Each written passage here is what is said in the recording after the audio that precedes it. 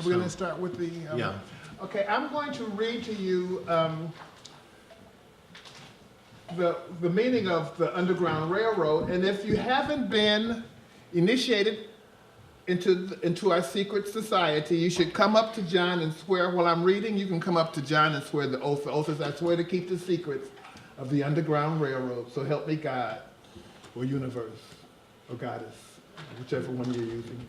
Pick. Your choice. It's your choice. Yeah.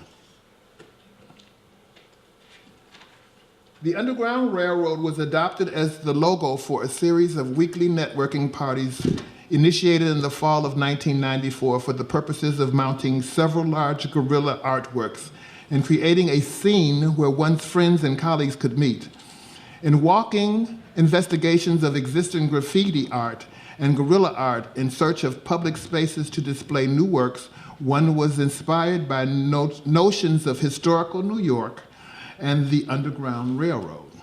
The Underground Railroad was a name given to a system of human concern and secret passages, the running-aways, as the escaping slaves were called, used to travel to the North and to Canada and to freedom. A game party theme incorporating children's and college party games is used here as an icebreaker, or a particular version of Follow the Leader and musical chairs serves to reinforce the concept of a train or a railroad with its seats, berths, stations, depots, passengers, and conductors. The image of a moving party or a progressive party or a rave come to mind. As considerations of crowd control, traffic flow, and adequate party space become areas of concern. Escape networks, mighty steam engines, and parallel rails immediately come to mind. The perceptions of the Underground Railroad as a new underground, a social or civic movement, a soul train, or a friendship train may be freely associated. It is finally the impression of the railway train as being constant and consistent that makes the name the Underground Railroad most attractive. The analogies between the highly secret passage to freedom and this social network of friends seem most evident. It is our greatest hope and desire to show our respect and admiration to those remarkable passengers and conductors for whose lives the Underground Railroad was an obligation. And it is with pride that we make this affiliation. I swear to keep the secrets of the Underground Railroad, so help me God. And so the brand was the initiation where you get branded. So this started off as kind of like, it was a weekly networking party to help me put up art. And we didn't know who was going to come. When was this, Frederick? This is in 1994. And so it was just like, I don't know who's coming, and we're going to take off, and we're going to go outside, and we're going to tweet paste some stuff up and use our voices. And so that's where the Underground Railroad and the logo came from. And thank you for participating. Now, when we were speaking earlier, you said that some of the Underground Railroad's activities took place in bars that you hung out in Times Square, sometimes even worked in, like Tricks, for example, or Stella's. Do you want to talk a little bit about that work? Well, my Times Square experiences actually start with an all-night porno theater called Big Top? Big Top. And I worked the concession stand, and we made sandwiches, microwave sandwiches in the microwave that was really not like the microwaves of today. It looked more like a toaster oven. And it was like anything you add hot water to, you mix it up, and that was what the kids that worked, that lived in, the kids who actually were homeless and lived in Times Square needed a place to hang out all night. And so they would save up enough money to come to the theater, and they'd eat those sandwiches and drink that stuff, and I served them. But it was and I worked the graveyard shift, so it was an experience it was an experience. Then the next place I should mention is Tricks, which was actually another Times Square bar. Tricks was, I'm not trying to think, 49th Street. 8th Avenue was next door to the fire station. It was a little dive, like you step down into it. And my first experience was when someone was trying to teach me how to be a male prostitute and it didn't work. I went in there and I smelled the place and I'm like, I'm not staying here. I didn't get very far. But the second one was an experience I had when one of my fraternity brothers was trying to out himself to me. And so I met him at Times Square at a place called Fascination. Fascination used to have those games. And he introduced me to this little kid who says, I'm taking you all to a bar. And the bar he took us to was Tricks. When I walked in, I'm like, I've been here before, but this is new and this is different. I've got escorts. And I'm hanging with my fraternity brothers. So I actually went far enough in the bar to get situated and to look and see what was going on.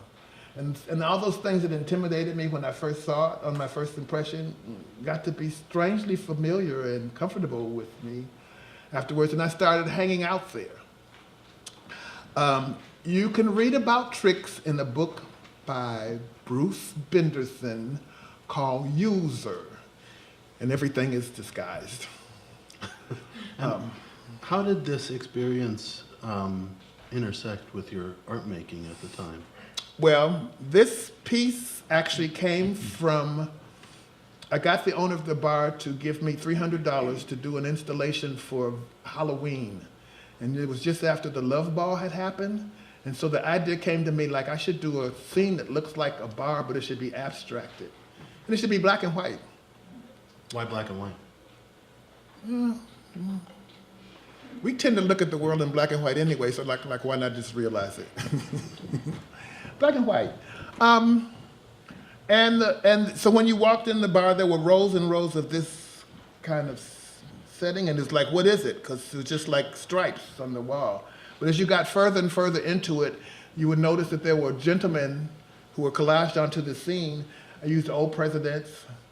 I used people out of magazines. I used celebrities. And in the beginning, when you first come in the bar and you start to see the faces and you recognize these are people at the bar, they were celebrities, and everybody's usually dressed up in white tie or black tie. And as you got further and further into the bar, the code of dress changed, and then when you got all the way in the bar, it was like a riot going on.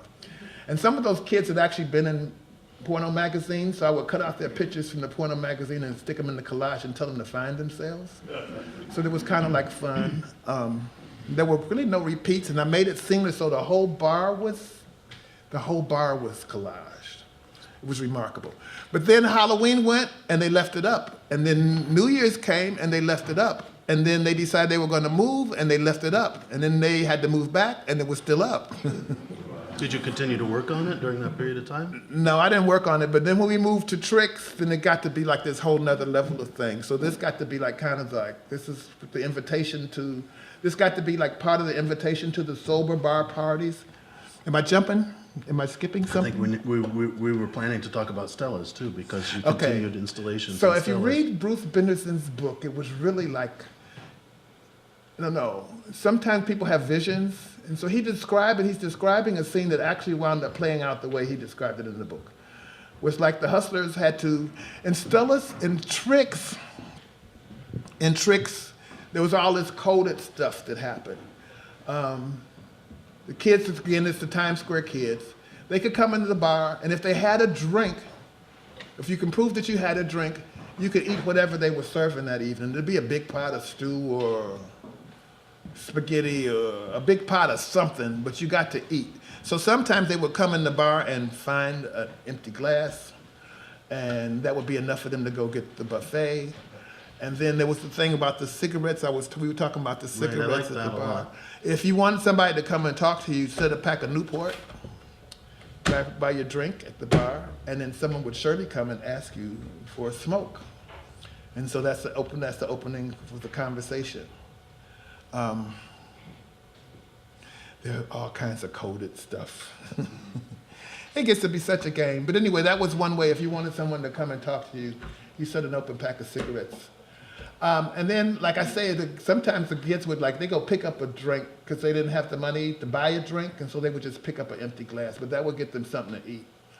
And then, anyway, so there was that scene. And later you went to work at Stella's. You were actually in the That coat this is shop, Stella's. right? Okay. This is That's so what when we're she talking about. I'm jumping. When it was Tricks, she said, "We're going to move. We're going to move." And I used to say, "When you move, I'm doing the coat check concession." And it got to be like this running joke. So when she actually moved, she asked me to do the coat check concession. So that was fine because finally I had my own hustle. And at the time I was working a day job in a shirt company from 9 to 5, and I assumed this persona of Freddie Darling. And in the evening, I'd go to the work from 8 until, whatever it was, until 4 o'clock in the morning, and my persona was Cat Walker.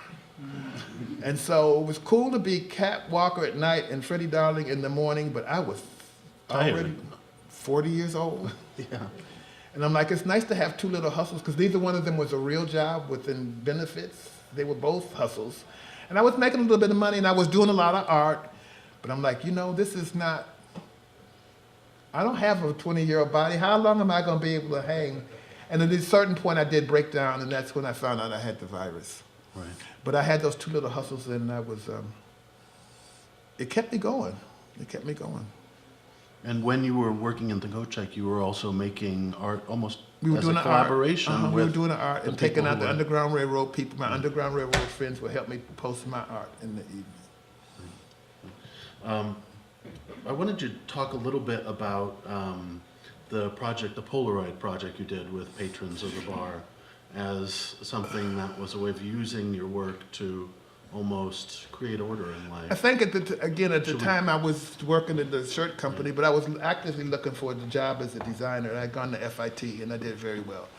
But I was really having trouble with sketching, and I'm like, I can't sketch an outfit. It's easier for me to put an outfit together and mock an outfit together and take a picture of it than to try and sketch it. And so I had a lot of clothes from all of my positions, and I needed to get rid of them. So I would ask some boy at the bar who only wanted $20 for a night of entertainment if they would accompany me, and I would give them $20, and they would come to my apartment, and we'd play dress up. They get the $20, and they got to keep whatever it was that they dressed up in. I usually let them have whatever the clothes were. I just really wanted to record my clothes before I gave them away. So I dressed them, we dressed it like, how would you put this outfit together? And then we take the pictures, and it was like, this is how I put it together. And I'd take some pictures, and then they could have whatever sweater, pair of pants, whatever. And after a while, guys had like bags of clothes at my house. Well, that must have helped with the clutter, though, right? And what kind of helped with the clutter with that, but then it was like this, now I had this relationship clutter. Because I'm noticing guys are leaving their bags of clothes at my apartment, and sometimes they come here on the weekend after they have been on a tear all week. And what they really need is a warm meal and a cleanup, and then they could put on some outfit and go back to their regular lives. I'm like, but this is getting to be a thing. Right. So what did you do at that point? I don't know. I probably facilitated their badness. But I had a lot of work. I was accused of all kinds of things, like, you must be having sex with all these guys. And I'm like, if I was having sex with them, I wouldn't have the pictures. We're working here, If I was having sex here, then you wouldn't see any of this, And they're very large series of Well, I started portraits. off with the Polaroids, but then I'd blow them up. And actually, I would put the Polaroids in the headshots. No, there was a side project with portraits at Stella's bar, and I could take pictures of them outside. I'd have them stand in front of my coat room, and I'd take a picture, and the bar would dissolve into black around them, and I could get the most beautiful poses out of the most common people, because if you let somebody be beautiful, they will, And I saw them as night blooming flowers. I thought they were beautiful. We had the fiercest drag queens. We had the fiercest hustlers. In fact, Stella's was the one who started with the go-go boys dancing. Mm-hmm. And the strippers, and the Latin boys, and then the black boys. It was like whatever was popular, we were already doing it. Mm-hmm. And then the guys actually, by the time we got to Stella's, the guys were coming from Philadelphia and DC and Atlanta because they knew they could make some money. It was like the place to do your strip thing. Right. And so it was kind of remarkable. So that whole kind of life is like, the whole thing I would say, okay, I'm gonna let John do some talking because we want to ask him some questions too. But the whole thing to me is like, I've realized there are all kinds of power. And one of my power is my physical power and my health. And so if I'm looking good and I'm attractive, maybe there's some kind of way I can sell that. So I was watching all these boys come in and work whatever masculinity or maleness that they had or whatever it was that they had that made them attractive and work it.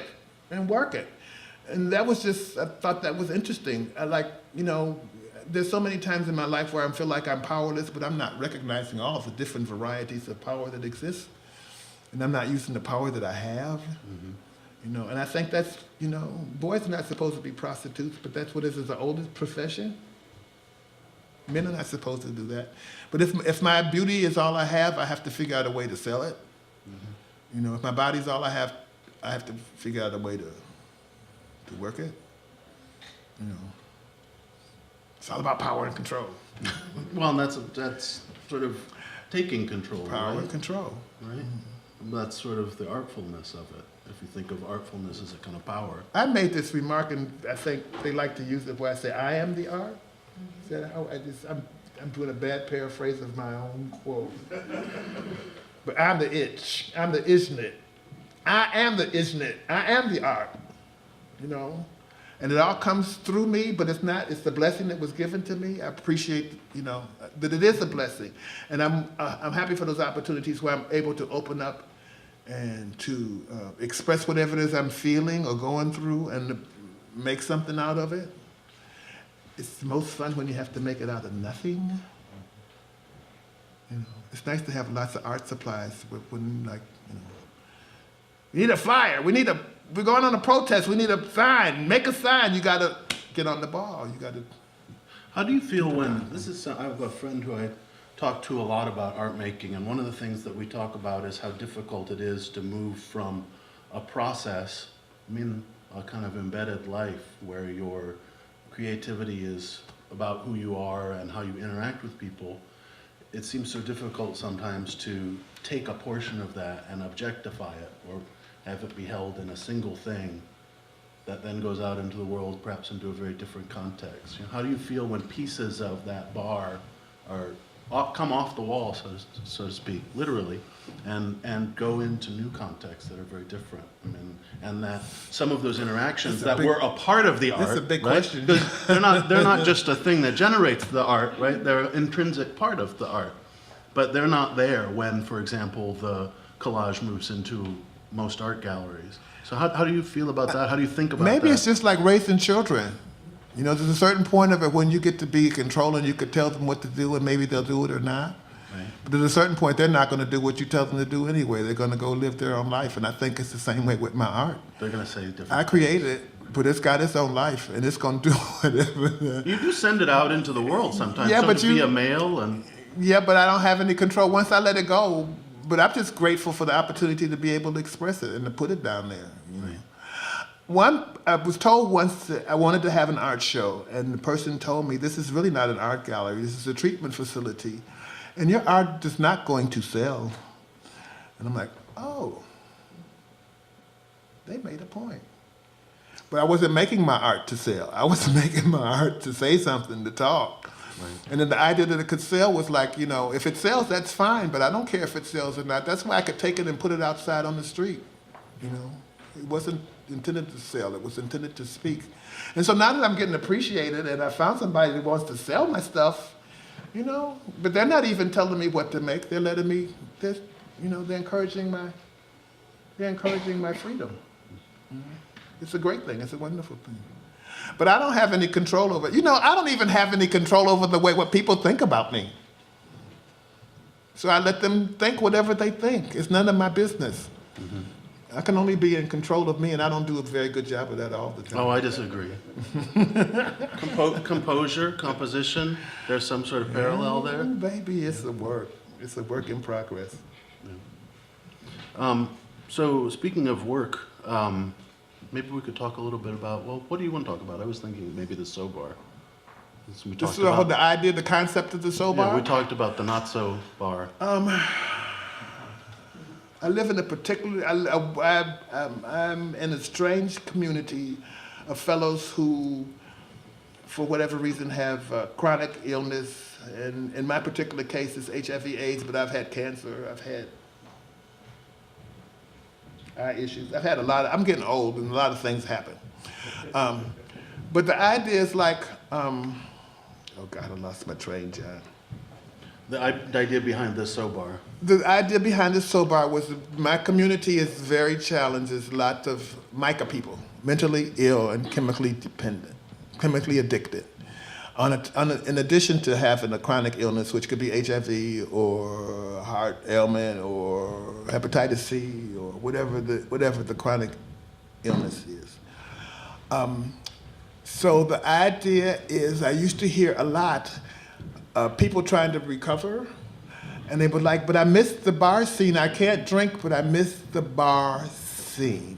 Right. So I was trying to think of a way where we could have a bar scene that was sober. In fact, this was before the bars were even not smoking, so we arranged with the owner of Stella's Bar for us to have Wednesday evenings in her cellar where all the go-go boys and strippers were operating on the weekend. But we had it on Wednesday night. It was a dead night, and so she gave us Wednesday night free of charge. She gave us drink specials on any non-alcoholic drinks, and all we had to do was kind of show up. But the first party I had, I invited the clients and the staff and the administration, and that was a weirdness that we couldn't get over, because it's like everybody's not supposed to party with everybody, even if it's a sober party. Oh, that's interesting. And so then it got to be like, how do we continue to have this party when we know that the staff and the administration will maybe not show up and it's just going to be the clients? But it was like, it was no smoking in the basement.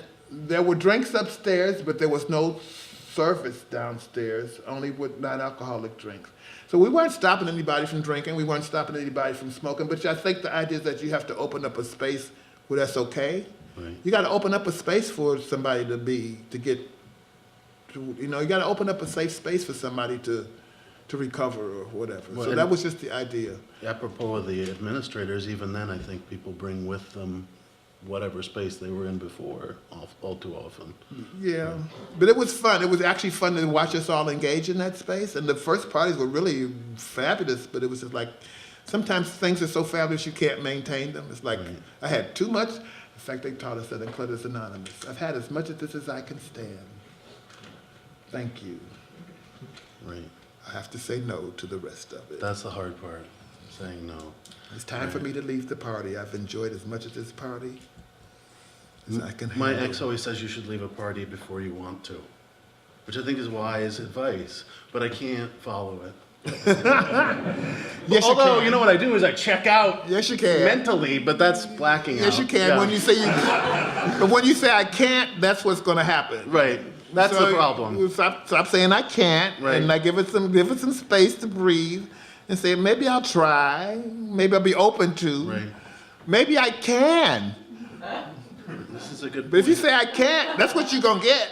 Well, one of the things, I think I have a rigid idea of what self-control is, What is it, punishment? Well, sort of, yeah, discipline. And sometimes we punish ourselves because we know right. we've done wrong, and particularly when we relapse. Oh my God! When the pleasure becomes punishment.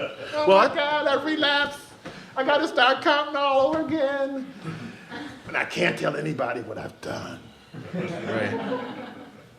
Well, when we were talking earlier, a really interesting question came up that was, I thought, a really difficult question to address, which is, what is being sober? Whatever you define it as.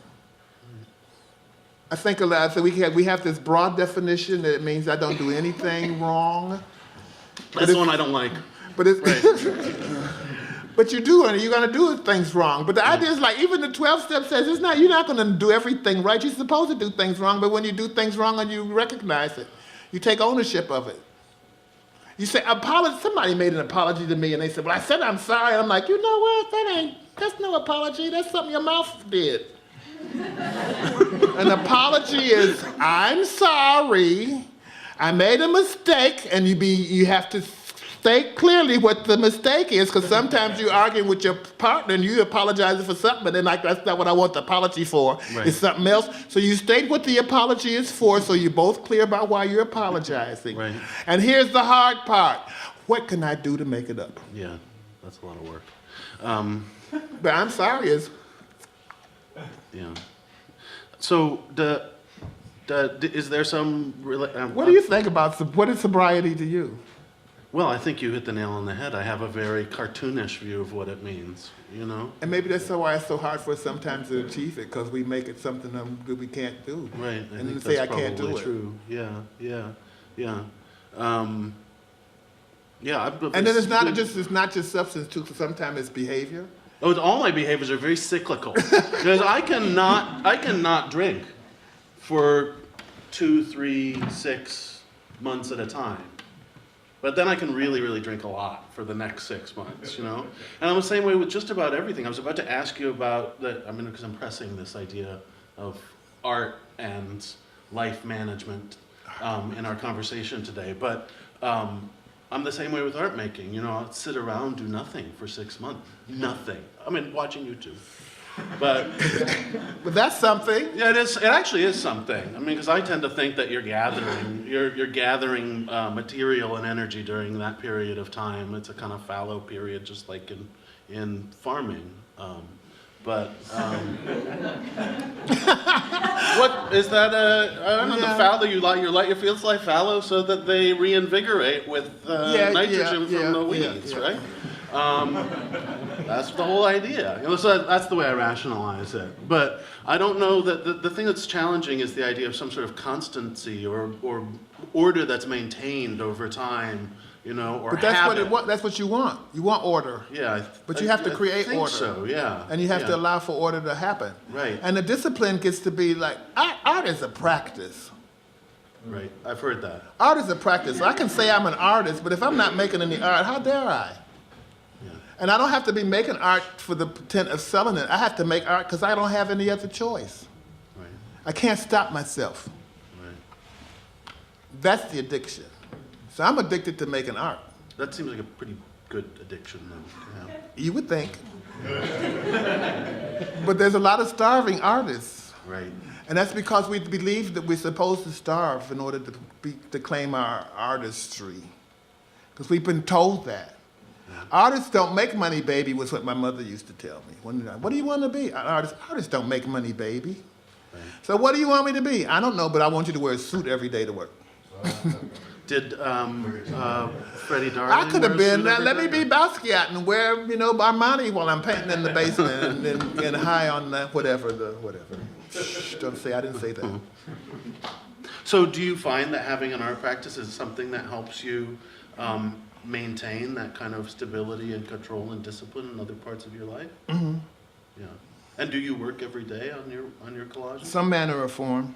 Yeah. Actually, now my most serious engagement is decluttering. Yeah. Well, that's why I brought up the pictures with the fellas from the bar, because it seemed like there's a perfect instance of bringing together your art and your disorder. Then I have to keep all those pictures, and I have to put them somewhere. Right. And I have to put them somewhere where if somebody asks me for them, I have to access them. Right. The bar, actually, the pictures at the bar wound up being a sad story, because the bar coat check room was under a stairway, and it was really a tiny little room, and I had managed to figure out how to get 150 coats there, particularly on the weekend. I'd have to sit there and hold the door, but everybody's going to come up at the same time and get their coats. So I just kind of had to remember what order that I put them in. You didn't put numbers on it? I used names. Huh. And I didn't give you a number. You came back and you told me what your name was. Right. And I would remember when you came in. See, that was part of it. Cat Walker was a bad... I would check coats without numbers. You came in and you told me what your name is. Everybody got one name and one coat, and everybody pretty much wants their own coat at the end of the night. Mostly. There's always one. Well, there's always one, but let's say that happened. It was months into it, but everybody thought it was a party trick before that happened. So I would, at the beginning of the season, I would worry. I'm like, I'm gonna forget everybody's name, but I'm writing your name down as you're telling me your name. I'm looking at your mouth, telling me your name. I'm writing your name down. I'm gonna put your name on your coat, and I'm gonna put them in a certain kind of order. And when you come back, you can, if I can't find you, come like, when did you come in? 8 o'clock. Oh, okay, 8 o'clock, coats. And I could find your coat, and then when I got your coat, I would step outside the coat room, open up the door, and hold your coat for you.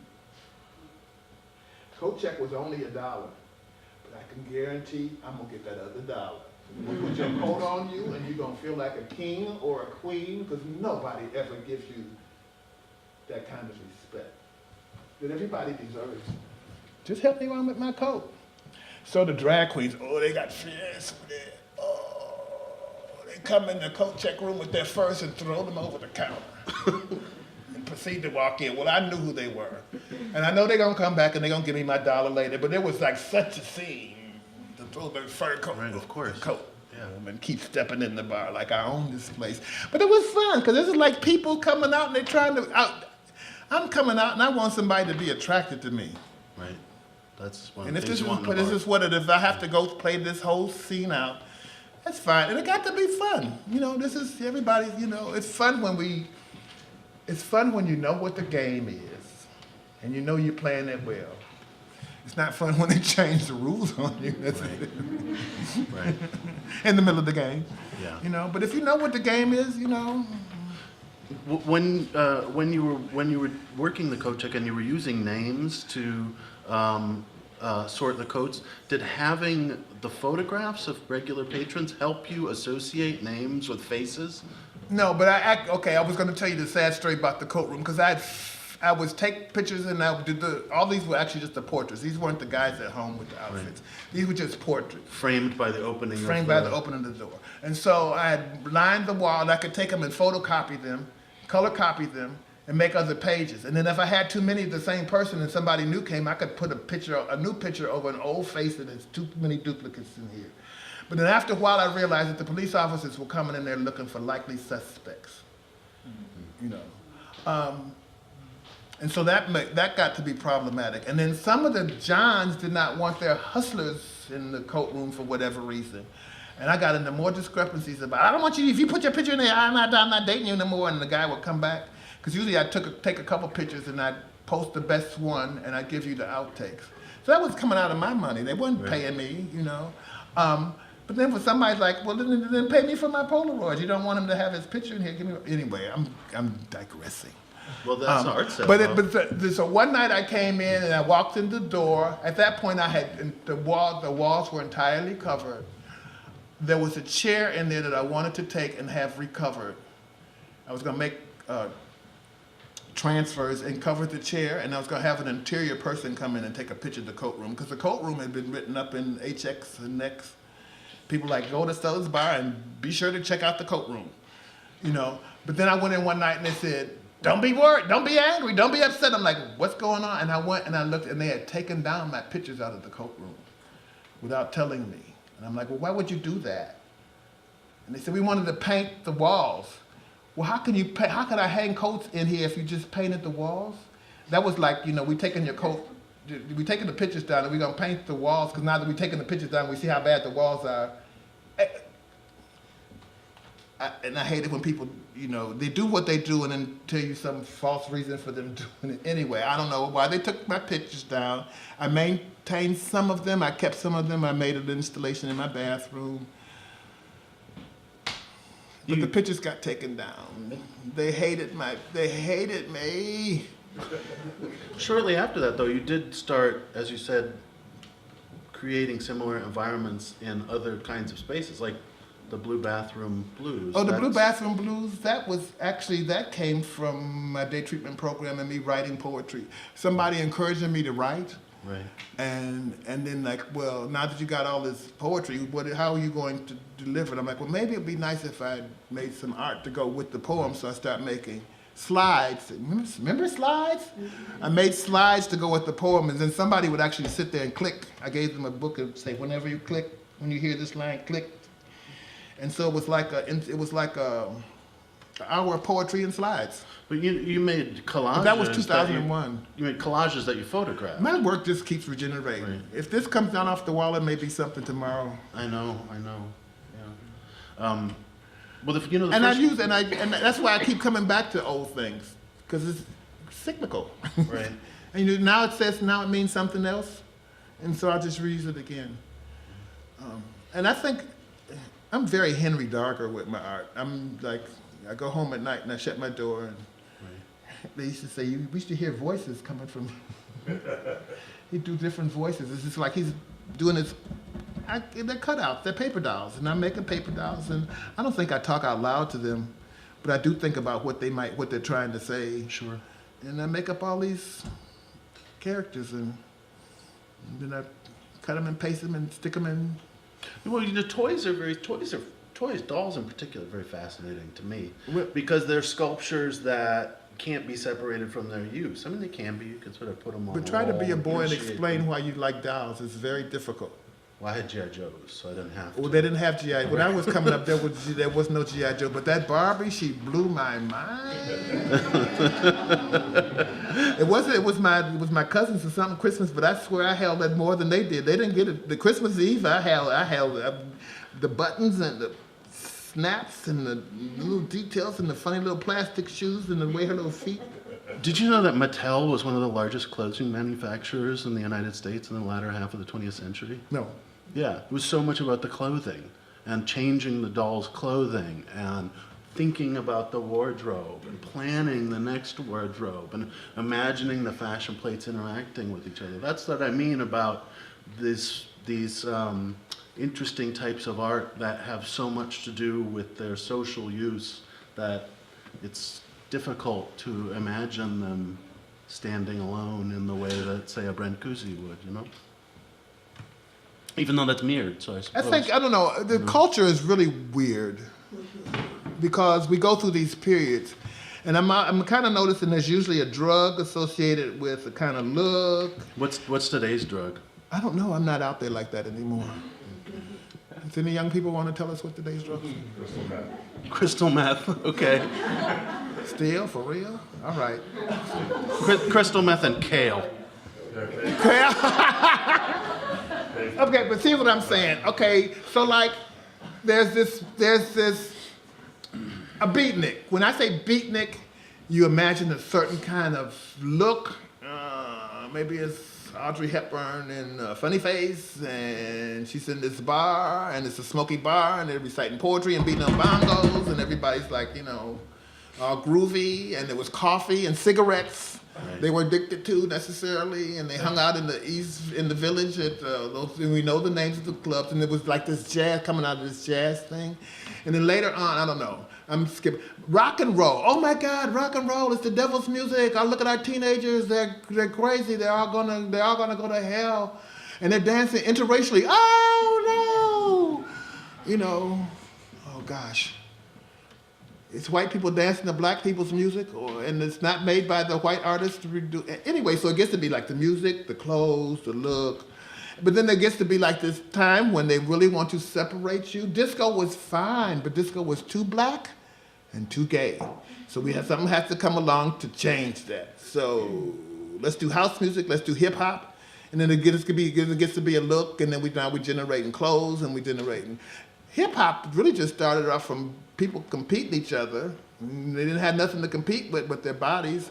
I can spin on my head. What can you do? You know, on a piece of cardboard, Right. in the backyard. You know, or I can make graffiti. What can you do? Or I can rap. What can you do? And so it was like that kind of competition. And then when it got commercial, then it got nasty. And now we got to shoot each other because that's the look goes with the gun and the look goes with the gangster. And we went through gangsters, and somebody tried to do Buffalo. Over the Buffalo Bills, that was the punks. When the Malcolm McLaurin and Oh, yeah. But there's always like this, so it goes through things, and after a while it gets tired, and the young people want to pick up something different. We want to come up with our own. But I got in an argument about somebody about wearing tight pants, and I'm like, listen, I was old enough to wear tight pants with the Beatles. And I wore hip huggers with the hippies. And they talked about our pants hanging off our ass thin. I'm hearing the same caca. But when I did it, it was okay. And now that somebody young wants to do it, I'm objecting to it. The clothes are too tight. You know, why didn't the man say the clothes are too tight, and I'm worried that if I wore clothes like that, people would think I'm a homosexual. But I can't say that. I got to denigrate the person that's wearing the clothes. I got to who would wear an outfit like that? And any woman that would go out with a man that looks like her twin is bullshit. It's all bullshit. Fashion is really the only democracy that exists today. We all get to get up in the morning and put ourselves together and say what we want to say about what we choose to put on. You know. And I'm saying, let's call code that. Let's what? Let's all code that and take over. My new thing is fascist, F-A-S-H-I-S-T. We're the badass gang. We tell everybody that fashion is unacceptable. Go home and try it again. I'm a fascist. I run shit. I know. Actually, you dressed like a fascist today with your black shirt on. Oh, I know. Everybody here with black on?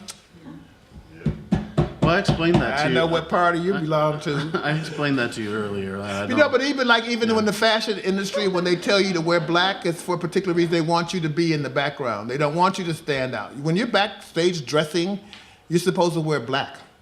Right. We don't want you to stand out. We don't want you to, you're supposed to be backstage dressing. You're not supposed to be the center of attention. Right. And so the idea of wearing black was also, it's like, particularly if it's a new silhouette. If it's something that's too skinny and it looks all black, and maybe I get used to seeing it all black, now we put some color and some texture to it. I'm talking about fashion. We're talking about bars. No, it's okay. Talking about freedom and democracy. Well, maybe somebody wants to ask you a question and they can toss. Yes. Toss something else into the mix. Yeah. I was just going to point out that, it's interesting how many designers do incredible designs and yet wear the plainest clothes every day. And I wonder how that intersects with what you're talking about. But then if I get to create, I wear outfits sometime and I'm like, Fred, you are really too old to be trying to pull off this look. But I can't find somebody young to pull it off for me. And I want to make that statement. So I got to figure out a way to pull it off myself.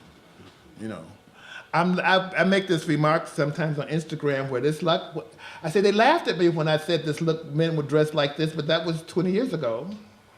But it took 20 years ago for men to start wearing tights and shorts over tights and they got fabrics that stretch now, so I can have a muscle body, and I want you to see my muscles, so I'm gonna wear my suit tight enough where you can see every muscle popping out.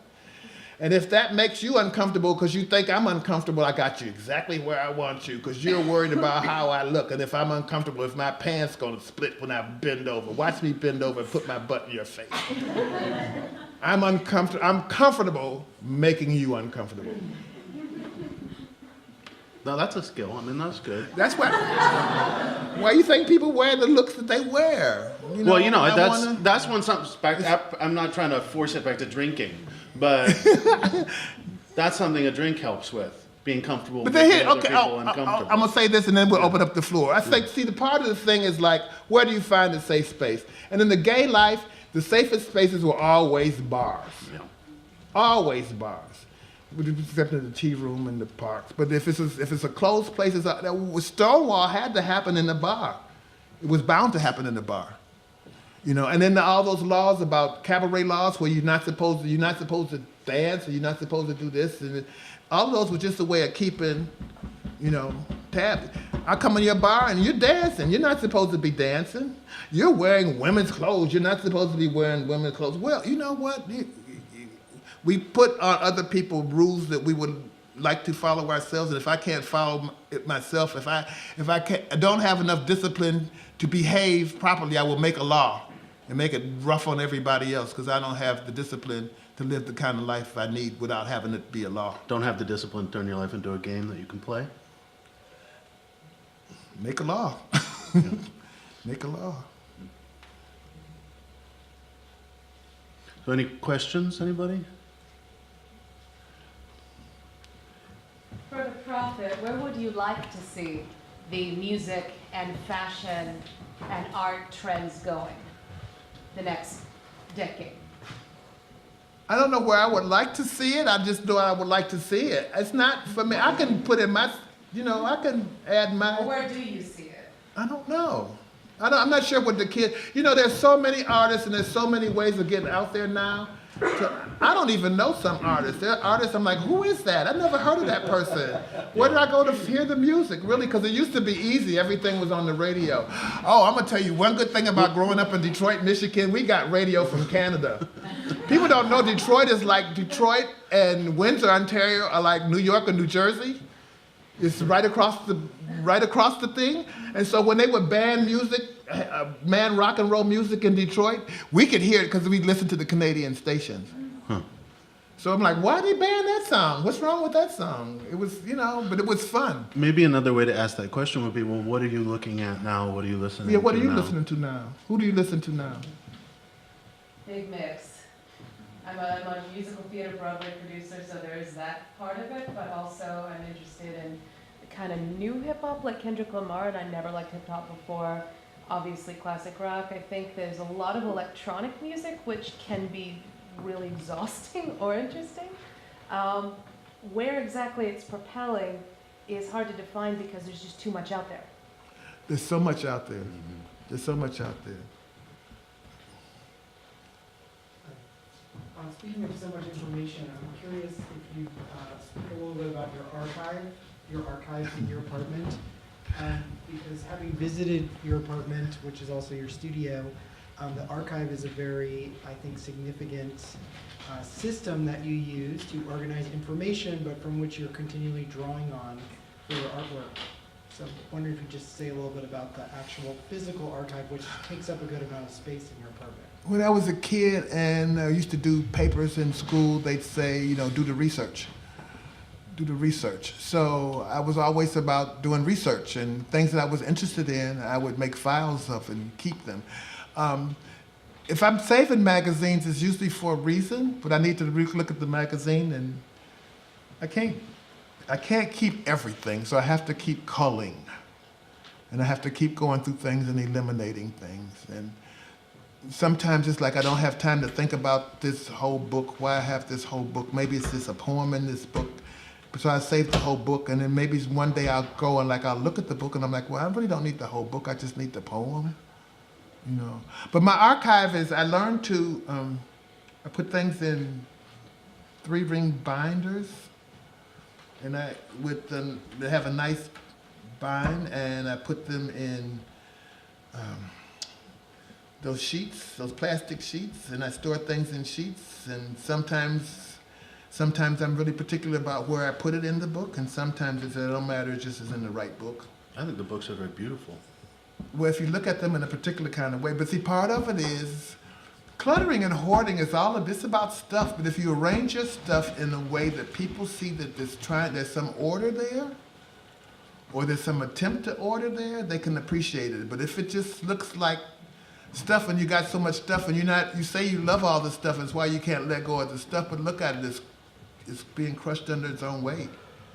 It's dead energy. And it's not good, it's not healthy. The winds of change is supposed to blow through. And I have to watch I have to do the royal from we. the eye, right. No, I'm not doing the royal we. My royal we is I find that I have to take care of myself and keep up with my stuff, but I can't get so locked up into the material world that I think that's the only world that exists. This world is more than the material. This world is spiritual, this world is emotional, and there's probably some other things there that my sentient being is aware of, but I'm not even sure what that connection is. But if I'm so wrapped up in stuff, and all I want is more stuff and more stuff, I'm not really living. I'm just hanging out here being low energy and wasting space myself. I think there's nothing wrong with having stuff, but you don't really get to take it with you. I've read about this new thing in Sweden where if you're getting ready to die, you do a cleaning, and it's like a ritual. So everybody comes in, and when you get to a certain age, you're supposed to start letting stuff go. So when you die, your children aren't left with all that baggage and things that they might not even want. So I only keep the things that I want. Hopefully when somebody comes and looks at all that mess that I have, it's like, well, now I can put it in some kind of context. You know, that's my hope. Otherwise, I keep trying to get it down to where it's all on some hard drive somewhere. But that, I mean, what you're describing sounds like composing, you know? Slowly trimming away the things that... I used to be really obsessively neat, crazy obsessively neat, because I didn't really have anything, but I wanted my apartment to look like really spick and span. When you came in, there wasn't any furniture there, but everything was, I could get off the floor. And then I had a roommate. It was somebody that I was trying to help, and I knew she was a musician, and she liked wine, and she liked cheese, and she liked to go to bed with her wine and her cheese and her music. She didn't smoke, did she? I think we were both over smoking at that point. That would But be you still have to go to bad bed with combination, wine and yeah. cheese and music sheets. And so I'm like, she's a clutterer and a hoarder, and how can I let her move in and not let her make me crazy? So I became open to her process, and it actually helped me. I got to make better collage as the result of her teaching me how to spread stuff out. And look at things in a different way, you know. So it wound up being refreshing, but then I adapted so much till I wound up being on the other side. So I was in an apartment. I was in a one-room place, and I had all these clothes, and I had all this experience, and I was trying to keep up with all my stuff, and there was too much stuff for that space. Yeah, so I had to admit I need to go. I started going to the program. Cluttering and hoarding. I don't go to church. I go to clutters and hoarding meetings. That's my fellowship. Those are the people I really like. People who got we having trouble with the material world. And how to, and I am powerless over stuff, and my life is unmanageable, and I don't even know who God is, but I know that I got to change my situation. And so those people are interesting to me. Mm-hmm. You know?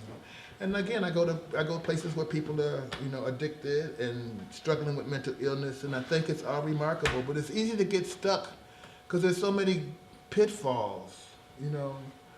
Blame is one of them, where I give away my power because I'm so into blaming other people for my condition. Yeah, resentment. I think that's the worst That's emotion. part of it, but Yeah. I'm the way I am because the government because Donald Trump don't like me. Well, then it would be up to Donald Trump to resolve my issue. It's not my issue to resolve. Mm-hmm. It's Donald Trump's issue to resolve. Mm-hmm. But I've given away my power. Mm-hmm. So I can blame him if I want to get stuck. That's a good place to get stuck, and blaming somebody else for your problem. Mm-hmm. But you don't start to recover until you take responsibility for what is yours. I can give Donald Trump his, and that's his, but the part that's mine, I'm responsible for. I'm the one that has to be disciplined enough to make the change. I can't change the world. I can only change the world by changing me. I force the world to change by changing myself, and then the world has to change to catch up. A lot of times I get ground down. The world can grind you down, But here's another concept to consider. It's called psychotic optimism. Oh, I love that. Can I tell an anecdote? Do you mind? Yes. Okay. It's not my anecdote, really. I'm just going to talk about one of those YouTube videos that I watch. I saw this fantastic interview with Francis Bacon, the painter Francis Bacon, and the interviewer says to him, he's drunk in this interview, says to him, you must be a very dark, pessimistic person. And he says, no, I'm an optimist. On the contrary, I'm an optimist. And the interviewer says, well, your paintings are so brutal. How could you possibly be optimistic about anything? And he says, oh no, I'm an optimist about nothing. I'm an optimist about nothing, which I think is a brilliant, it's like psychotic optimism. I'm so optimistic that I'm kind of like pathological, but it's like... It's a difficult condition to sustain, though. No, Pollyanna did a good job. Huh. Okay. I don't want to be Pollyanna necessarily, but the idea, that there's always something good can come out of the worst situation. I just need a perspective on it to reframe it. I think bad shit happens to good people and good shit happens to bad people, and I think it all balances out. I think what they call that karma. Right. You know, but maybe all, you know, I don't know. I think that for me, I need to be psychotically optimistic and hopeful, and then like let things. I like to let things. What was the other thing we were talking about earlier? The meditation. Oh. The improvisation meditation. Improvisation meditation. Well, I'm making up stuff. Here's concepts that you can go home and work on. Improvisation meditation, which is really about I'm so mindful, and I can be so mindful and so in the moment till I can let the moment breathe, and I'm going to be happy with whatever happens. Well, we're Whatever talking about that happens as is going to be what happens, and I'm going to be comfortable with it. we were talking about. Everybody here came to have a good time, right? Are you having a good time? Right. So I was anxious. I was a little anxious about it, and this is where the meditation improvisation came in, right? Like everybody's coming to have a good time. We're all in the same space. Higher power has put us all in the same space at the same time. Let's make something happen. And whatever happens is what's supposed to happen. We didn't have it. We all contributed to it, but we're all buying into whatever the outcome is, and whatever the outcome is going to be, we're going to be cool with it. You know, and a good time was had by all. Yes. Is that by way of conclusion, or are we? Questions? I don't know. How are we doing? This gentleman back here has a question. Hi, Fred. You know I adore you, but I feel a little gypped because I don't know what secrets I'm not supposed to. Give me more secrets. What are the secrets of the? Are you aware of you know? Are you familiar with the Underground Railroad, right? Of course, Tony. Okay, so the idea was that if my life depended on you keeping a secret, how important is that to you? If your life is dependent on me keeping your secret, how important is that to you? These people were running away, and they needed to depend on each other, and they needed to be quiet, and they needed to work as a group, they needed to work as a team. Their lives depended on it. So the idea is like, if your life depends on, how committed are you to the life that you lead? How committed are you? Part of it is I'm committed to so many secrets of my own till I don't really have a life. You know, my life is, I only live my life when I go home and shut the door and whatever, what do they call that? Integrity. Sanctuary. Integrity. What do I do when nobody's looking and the lights are off? You know, what kind of person am I when nobody else is watching? Am I the same person that I project myself out to be when I go out in the street every day? You know, how congruent am I? You know, the things that I say that I want, do I really want them? Or am I saying I want them because the world tells me I'm supposed to want? The world tells me I'm supposed to want diamonds and gold, and I never had, you know.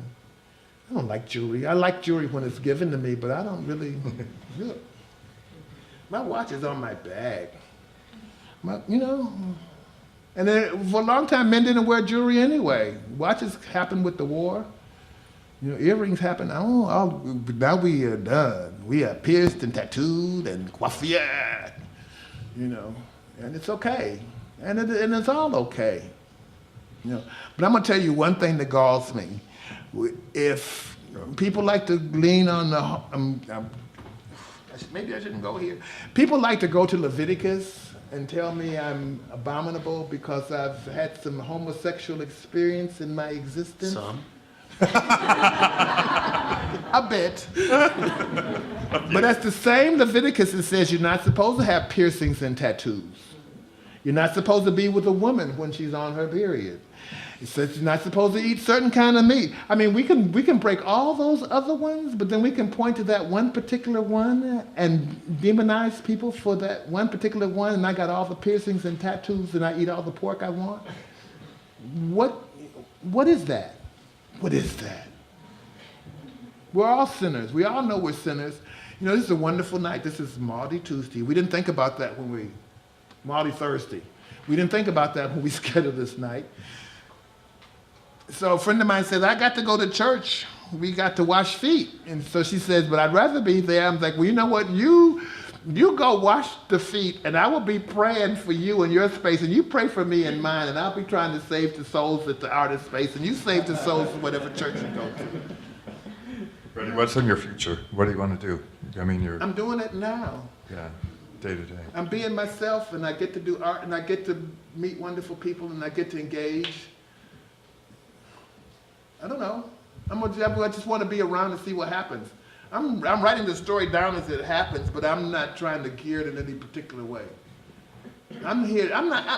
My fraternity logo is, first of all, servants of all. We shall transcend all. I was put on this planet to be a servant.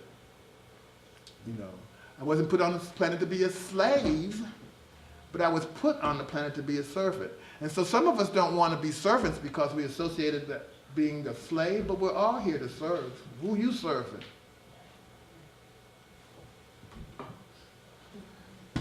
Have a wonderful time and enjoy yourself. We're all here safe. It's a wonderful thing. It's a beautiful evening, you know? And on to the next, and on to the next moment, and on to the next moment. Love is the answer. Love is always the answer, and acceptance is always the answer. Okay. If you have a problem, stick love and acceptance in and see if they work. Most of the time, that's the way out of the situation.